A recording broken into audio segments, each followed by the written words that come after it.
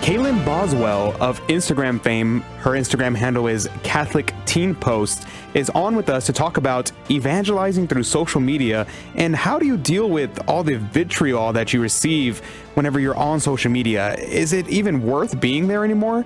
Well, you'll find out in this interview. To post online, I think I've been told you're an actress. You've played in some pretty incredible things. Tell us about that real quick.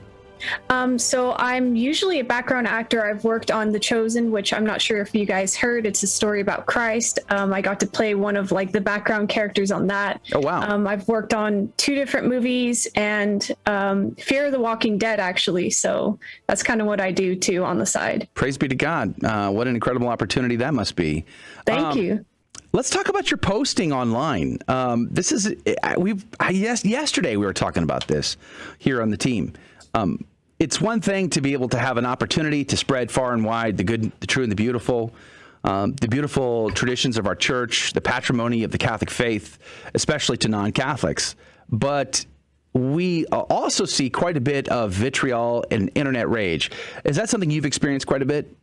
Oh, most definitely. And unfortunately, I've seen internet rage from a vast range of ages, ranging from 10 years old to 68. So yes, I've experienced that. Wow. Yeah, I've been following your account since I guess I was in high school or middle school, 2015 maybe. And and that's and I've seen what blows my mind is how people will just attack a young girl that's 15, 16 years old. I don't know how old you were when you started it.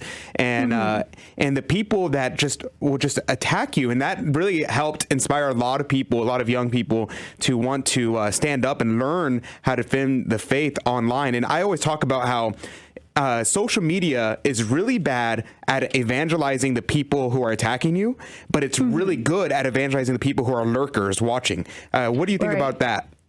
I think you're very right. I had a woman DM me just the other day telling me that she followed my page, 4 or 5 years ago and ended up unfollowing me because of the church teachings that I posted on my page. And then she said, later down the line, she got married and she converted. And then she realized, holy crap, she's teaching the truth. Once she learned more about the faith and came back and told me that. So definitely.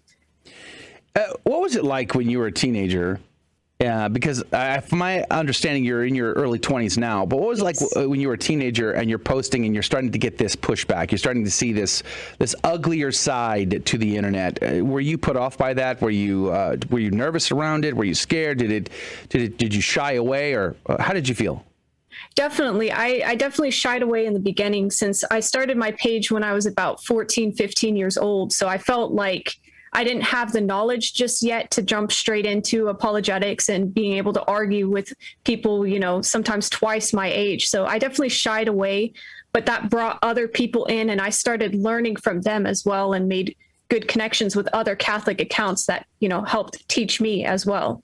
So what about your parents? What was their opinion of their 14-year-old girl being on the internet and dealing with some of this incredible negative feedback? I mean, I can imagine, especially as a girl on the internet, that sort of that negative side can be really incredible in a bad way. What were your parents thinking?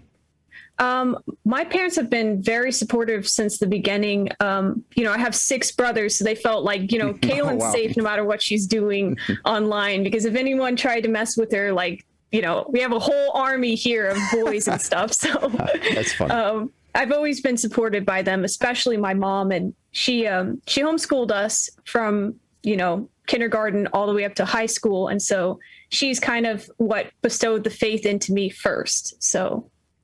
And what are the issues that you speak of that get you the most pushback? I would say anti-abortion and LGBT community tends to be the 2 biggest pushbacks for me on my page. Definitely. And would you say that the pushback you receive on those issues, are they mostly from non-Catholics, Catholics, Christians? Who are they? I would say mostly Catholics, honestly. They're like, oh, you're giving Catholics a bad name. I'm Catholic, but I don't believe in this. So mostly Christians, I'd say.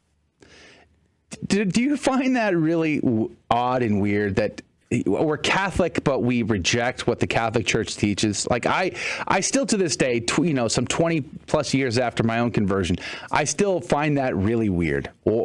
Catholics who reject Catholic teaching.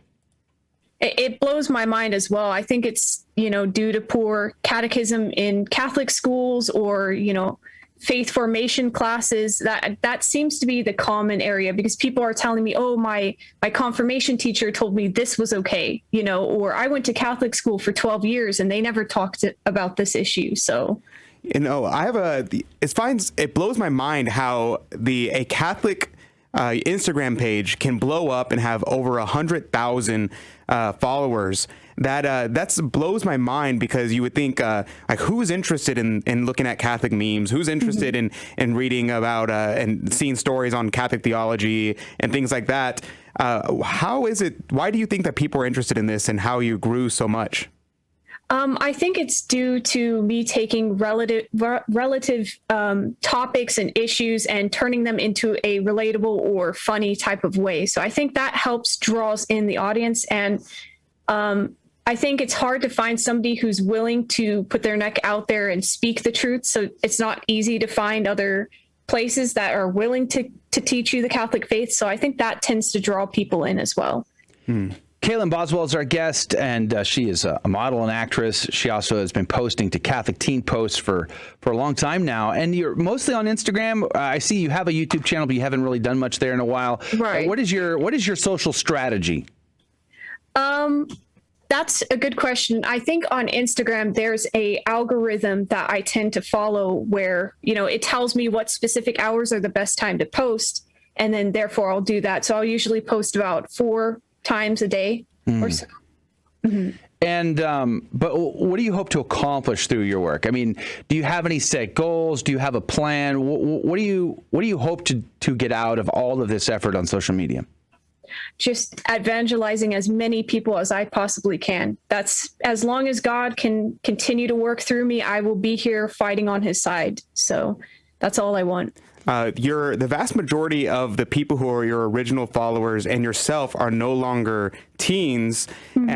So how does is your Catholic teen post just you can't change the name, or it's just like this is your brand, you're sticking to it now?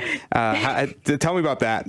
So I actually made a post asking people if they wanted me to change that once I turned 20, and they were like, no, keep it. Like, we like that brand. So I think I'm just going to stick with it. Awesome. So that must feel a little awkward though. I mean, the older you get, you're like, I don't know if I can hang with this for much longer. It's funny. Kaylin Boswell is our guest. We have her on for about, 4.5 more minutes or so. Let's talk about the types of content that you post. Do you find that certain content works better? I mean, because part of my issue with social media, and I've been doing it a long time myself, and lately it feels like it's less fruitful. Like I don't find there's great dialogue in most cases. It's mostly just argumentation and vitriolic. Nobody's really listening to each other, and there's not really a conversation. It gets a little hectic. So do you find ways to weed through that and actually get some fruitful work done? Yeah, I'd say so. I agree with you. In the beginning, it was definitely easier to get fruitful conversations from it, but it seems as though now that they've introduced shadow banning, it seems like it's harder for me to receive that type of, discussion on there, unfortunately. Thanks, big tech oligarchs. We love shadow banning. Yeah, isn't that good stuff, shadow banning? Yeah, something we've seen quite a bit here on the team, for sure. Mm-hmm. But do memes work best for you and your audience? And we interviewed the Bishop Umbers. Bishop Umbers, yes. The bishop of the internet. I love Bishop Umbers, yeah. The meme bishop. And, we had a great conversation about some of the memes that his are very clever mm-hmm. memes indeed. Do you mm-hmm. find that is still an effective communication tool? Most definitely. I remember I had a hater on my page and they said, how dare you take something so funny and relatable and use it into, Catholicism. So it was a backhanded compliment. What was it? What was the meme? So, I think it was a Doctor Who meme. I know that the LGBT community kind of claims that there seems to be like a fandom of different places. And if you take from there, they get so pissed off. So yeah, it was a Doctor Who meme. Well, got to be careful what we're saying on radio today. But Kaylin Boswell is our guest. Catholic Teen Post is her brand. What would you say? What advice would you give now you've been doing this for several years about dialogue on the internet? What would you encourage the audience to do if they were to engage others on posts and such on social media? I would definitely say if you're kind of hesitant to jump into it like I was in the beginning, continue to read the comments and continue to grow your faith through learning from other people that have studied it for longer. And then once you gain the confidence and knowledge, then, you're going to be ready to go. People post all the time, and I know a lot of friends that will post Catholic things, and they'll try to post things that are just more uplifting, and they get tired of it because all they ever hear is negative feedback. Is it worth continuing? Should people just give up on trying to bring positivity and bring the Catholic faith onto social media? Should they just abandon it? I've definitely gone through periods where I've thought that myself. I'm like, wow, I've been beaten down on, but usually when that happens, I'll get a couple of messages from people, telling me that they converted or, they decided not to abort their unborn baby or, those little things here and there really continue to inspire me and push me to continue on. So yeah, even though it's hard, I get reminded of it. And do you have plans for the future? What are your plans? What do you feel like God is calling you to? I'm not really sure yet. I'm still just open to whatever it is that he's calling me to. So I would love to continue working in, the acting field and maybe being able to apologize in that field later on. But yeah, I'm just open to anything right now. How did you get on Chosen, by the way? So I was already working as a background actor at that point, and I believe I saw on like one of the acting listing forms that I'm on for Chosen. So I applied to that and worked on, I believe it was the second and now third season. Wonderful. So, well, praise be to God. Yeah, it was great. All right. Well, Kaylin Boswell, we're very grateful for your time today. Catholic Teen Posts on Instagram. Check her out. If you haven't already, we're very grateful to you for being on the program today, Kaylin. God love you and God bless you. Thank you so much. God bless. If you like that interview, then check out some of our other interviews that you think will be interesting. And make sure to like and subscribe and share this interview with those that you think will find this informative and inspiring. God love you.